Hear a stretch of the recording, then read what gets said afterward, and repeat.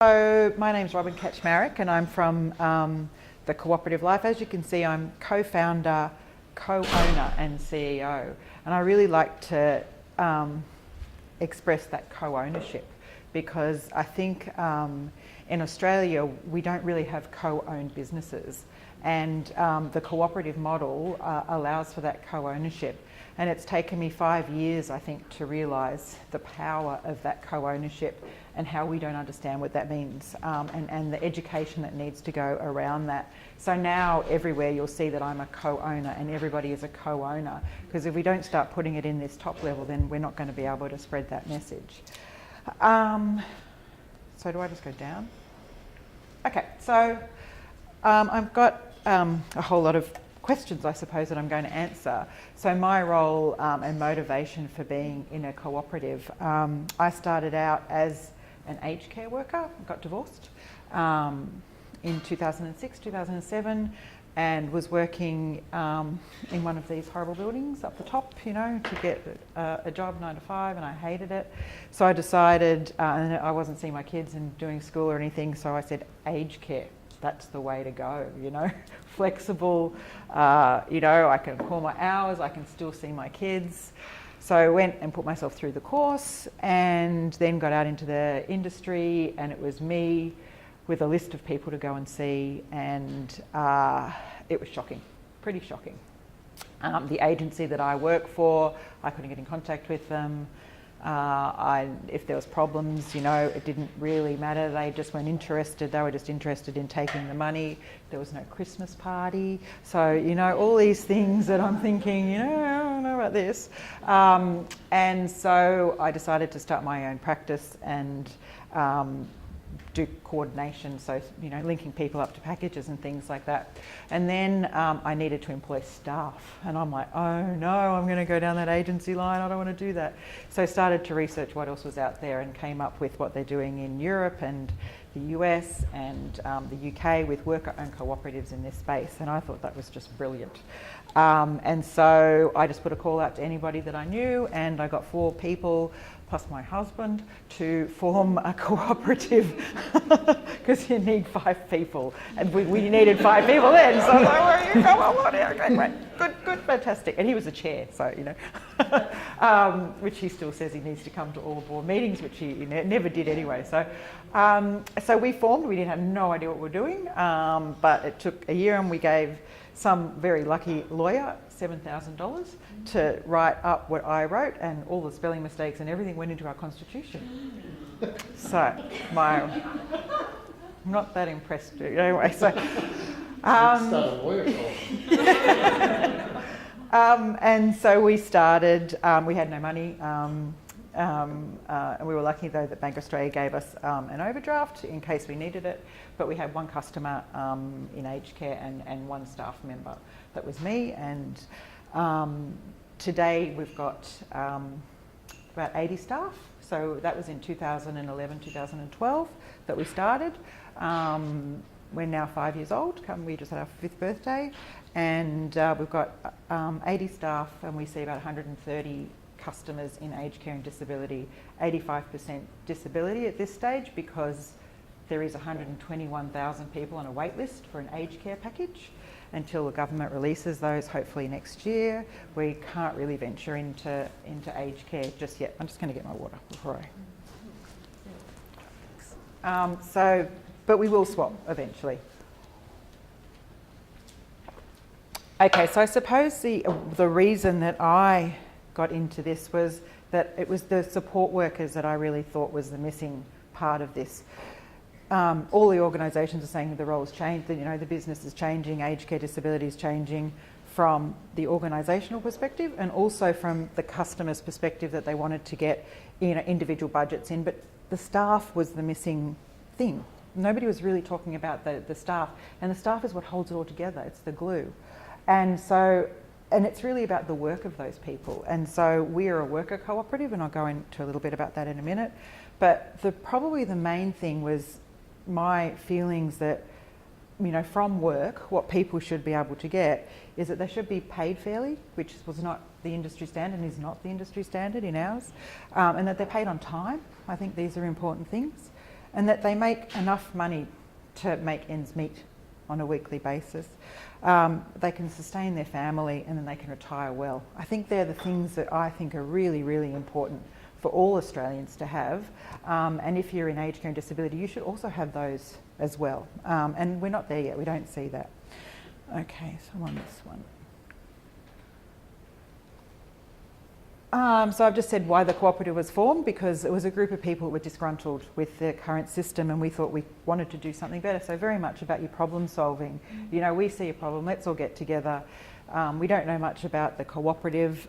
Let's think, but that sounds good. You know, let's work together. So the 5 people that we got together all could see a problem in aged care and disability and wanted to do something about it. And it was really around supporting the workers and giving them a democratic say in their own work. But we didn't know that when we started. It's only really now that I'm, after 5 years, really beginning to understand what that all means. Okay. And I suppose it's this clip, this woman, this lovely woman, who sort of says it all. So this, I go and see that woman, I knock on a door. Do you think she's going to be friendly to me? No. So that's the support worker that goes to see her who needs support around her. You know, she's the, you know, those people that go in are having a really hard time. It's not a glamorous job, it's not an easy job. So if you're out there on your own, you're a lone worker, you need to have the support built around you. And so the cooperative does offer that, that support. Otherwise I do, but with the cooperative in particular does. Okay, go down. So, how does the cooperative operate? Now I'm going to go to this slide. So we started in 2011 with a call to action, and we were called Australian Independent Living Enterprise Cooperative Limited, which is a mouthful. So we decided to change the name, which was good. At that stage, when we opened in 2000, it took us from 2011 to 2013 to get a business plan together and to think about what we were doing and how we were doing it and pay the people $7,000. We started operating in July 2013 when we went and we got registered with the cooperative body, which is the Fair Work part in Bathurst. We were a non-distributing cooperative with share capital, so we were not for profit. And that was okay because we didn't think we were going to make profit and we didn't really know anything about that, but we could be tax exempt, which looked pretty good to us. So 1 staff, 1 member, but we realised that that wasn't the true form of what a cooperative is. And so a cooperative is distributive by nature. So, and that's the real benefit for low paid workers is if they can get a bonus at the end of the year, or, you know, they can profit share if the business is profitable, if not. So we decided to change in 2017, and now we're a distributing cooperative with share capital. So now we're a for-profit. Which I'll talk about its limitations in a minute. And I said we're 80 staff and we've got about 130 customers, but we're growing every day. So that's changing as every day, you know, that we're increasing. The objectives, so all cooperatives have an objective. So ours is to establish and operate an employee-owned enterprise, because our members are our owners, that provides best practice in home care services for frail and aged persons and persons living with a physical, developmental or psychosocial disability. We also include care, therapeutic and allied cultural or social services to the community, and we do secure and well-resourced employment, training and ownership opportunities for workers engaged in the delivery of care and therapeutic allies and services. So we provide aged care, disability, mental health care services to people through NDIS, my home care packages, or self-funded. That's at this point in time. We have 2 classes of membership, and the membership is really important to what cooperatives are. So we are a worker-owned cooperative, so that means that our staff are our members. We actually have 2 models. We have a capital membership, if anybody wants to give us any money. Anyone? You know, you can become a member. So that hasn't been used very much at all. So at the moment, membership model is just employee owned, and you have to do a 6-month probationary period before you come in, and we're really still playing around with that membership and what that means. So really the base of what membership means for us is that you can get a say in decision making, so that's the democratic decision making, but you can also get a patronage to share the profits at the end if the cooperative. And we thought that that alone would be enough to just attract people, but it's not. People, don't really want to be members. What do I do? So now we've decided to make it a bit more exclusive. So you have to do a bit of education in that 6 months. You have to learn how the business works, so the finance, the income, the consensus decision making, some soft skills. And then you have to be selected by your team leader to be a cooperator. Because I think, if you don't fit those 3 things, then you can't come in and then you can't share our bonuses at the end of it. So we've sort of made that a bit exclusive, and we're putting that in place sort of next year. So legal governance structure is as a cooperative. As I said, we share capital. So that means that when you decide and you get the tick that you will become a member, you have to buy a minimum of 10 shares at $20 each. And it's still the one vote, one member. So, sorry, one membership, one vote. Doesn't matter how many shares that you have. The shares are really a way to divide up that patronage at the end of the year, so that, if there's $10 to share and you've got one share's worth $1, so you get, $10 basically. Does that make sense? Yeah, okay. Distributing, non-distributing, so that means that we we distribute to our members, and we have at the moment 3 locations. We've got 2 in Sydney, 2 teams in Sydney, and 1 in New England area, which is Inverell, Glen Innes, but we are expanding to Adelaide and to Melbourne and possibly the ACT. Did you have a question? Yeah, so that's sort of coming up for next year. That's a bit about our model. Okay. The challenges. I think Australia is the challenge for cooperatives. And that's historic, I think, because we didn't go down the cooperative line after the war, I think, So we really struggle with the idea of cooperatives here. And it's changing, which is really good. So in the 5 years that I've been involved in this, I can actually mention a cooperative and somebody knows what it is, so that's really good, because when I used to talk to people, they would go, no idea. The challenges is we don't have any of the backup services and the infrastructure to form cooperatives. So we don't have the lawyers, we don't have the accountants to help us. That's changing, thankfully, to you guys. Thank you very much. And none of our members know what a cooperative is, and we have no money to teach them. So, and this comes back to that exhaustion.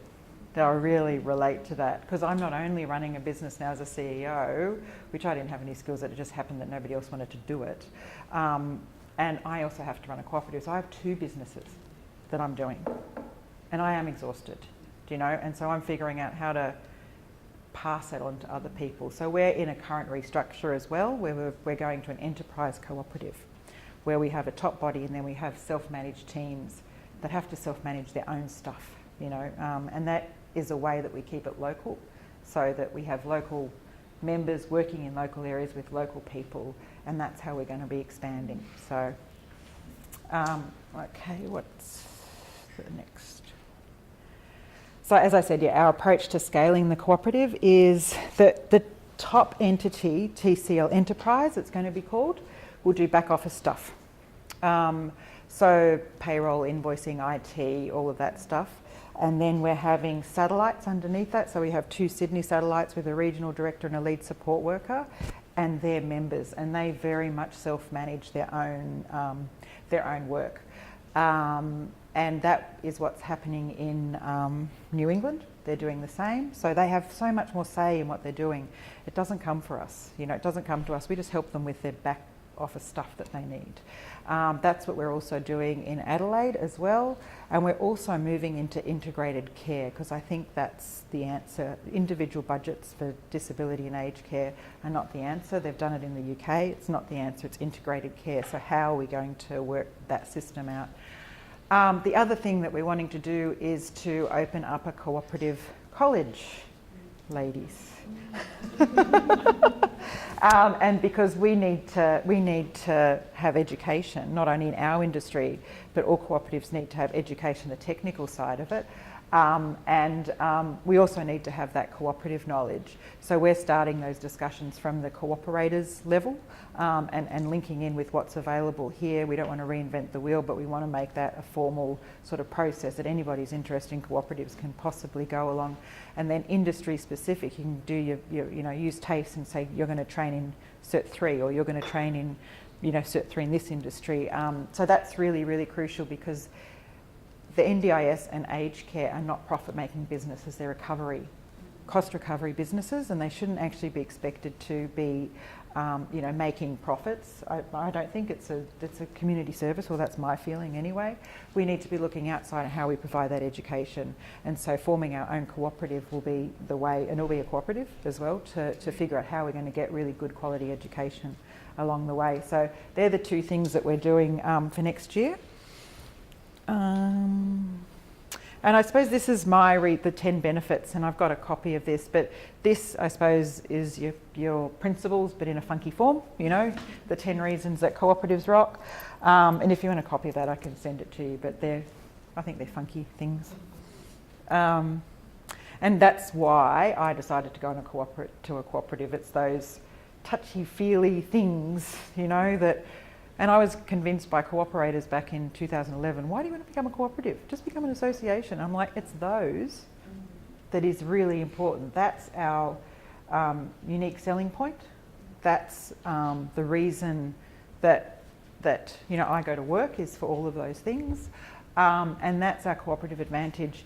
And we need to be really pushing that as cooperatives. It's the values, it's the democratic principles, it's the participation, it's the ownership, which you don't get in the other entities. And maybe the disillusionment that people are having is because, they're not embedded, those values are not embedded in everything that they do. And cooperatives do that.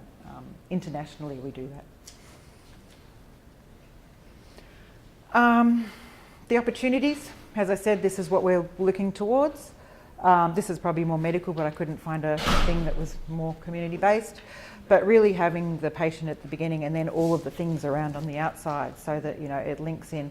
But the people that are at the centre of it would be our members, our staff, as the eyes and the ears that see people in their homes. We've got to be an integral part in their well-being and their care. I mean, especially as we're moving towards an older population that's got chronic illnesses, comorbidities and things like that.